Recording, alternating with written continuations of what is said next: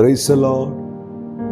பிரியமானவர்களே, ஆண்டவர் ரட்சகருமாக இயேசு கிறிஸ்துவின் நாமத்தில் உங்களை வாழ்த்துகிறேன். சந்தோஷமா இருக்கிறீங்களா? ஆண்டவர் எனக்கு ஒரு அதிசயம் செய்வார், எதிர்பார்த்தேன், ஆனால் நடக்கலை. செய்வாரா, செய்ய மாட்டாரா? நிறைய சந்தேகங்கள் நம்ம வாழ்க்கையில் இருக்கும். இன்னைக்கு நம்ம ஆண்டவரை பற்றி ஒரு வித்தியாசமான காரியத்தை சிந்திக்க போகிறோம். நியாயாதிபதிகள் 13ஆம் அதிகாரம் 18ஆம் வசனம். அதற்கு கர்த்தருடைய தூதனானவர், என் நாமம் என்ன என்று நீ கேட்க வேண்டியது என்ன? அது அதிசயம் என்றார். நம்ம ஆராதிக்கிற தேவனுடைய நாமம் அதிசயம்.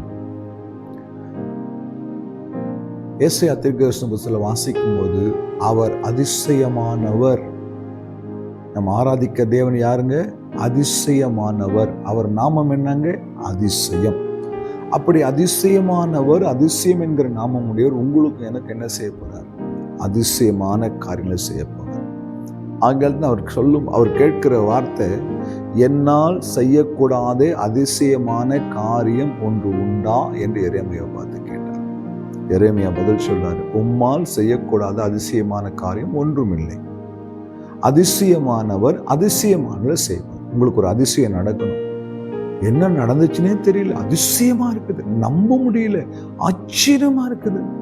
அப்படி ஒரு சர்ப்ரைஸான ஒரு அற்புதம் நடக்கணும்னு எதிர்பார்க்குறீங்களா? ஒரு அதிசயம் நடக்கணும்னு எதிர்பார்க்கிறீங்களா? அந்த அதிசயமான தேவன் உங்களுக்கு செய்ய போறார். உங்க பிள்ளைகளுக்கு செய்ய போறார், உங்க குடும்பத்துல செய்ய போறார், உங்க வேலையில செய்ய போறார்.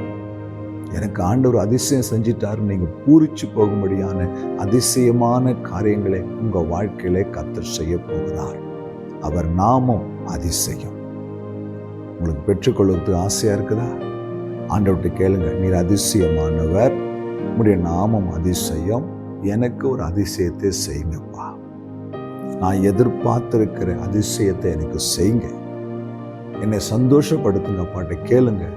உங்களுக்கு இன்னைக்கு ஒரு அதிசயம் நடக்க போகுது. விசுவாசிக்கிறீங்களா? அந்த விசுவாசத்தோடு கண்களை மூடி ஜெபம் பண்ணுங்க. இன்னைக்கு அதிசயமான தேவன் எனக்கு ஒரு அதிசயத்தை செய்ய போறார். நீங்க விசுவாசிச்சீங்கன்னா கர்த்தர் இப்ப செய்ய போறார். ஜெபிக்கலாமா? இரக்கமுள்ள தகப்பனே, உம்முடைய வார்த்தைக்காய் ஸ்தோத்திரம். உம்முடைய நாமம் அதிசயம். இந்த வார்த்தை கேட்கிற ஒவ்வொரு பிள்ளைகள் வாழ்க்கையிலும் கர்த்தர் அதிசயத்தை செய்வீராக.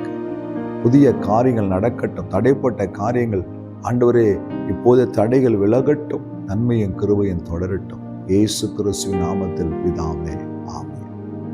அல்லேலூயா. God bless you.